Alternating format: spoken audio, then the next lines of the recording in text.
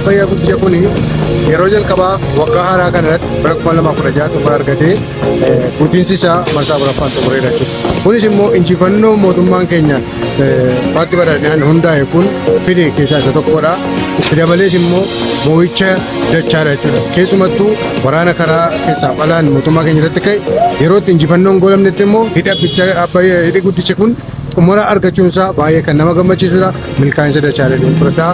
Gammachuu guddaan itti dhaga'ama jechuudha. Akkuma ilaalamaa jiru marsaan afuraffaa magaalaa xumuramee jira. Gammachuu guddaa akka biyya keenyatti itti dhaga'amee jira. Hidha Abbayyaa guutinsi marsaa afuraffaa gaggeeffamuun gammachuu guddaatu nutti dhaga'ame. Akka lammiitti boqool qabannee akka nuti deemnuu fi hojii seena qabeessa guddaatu hojjetame.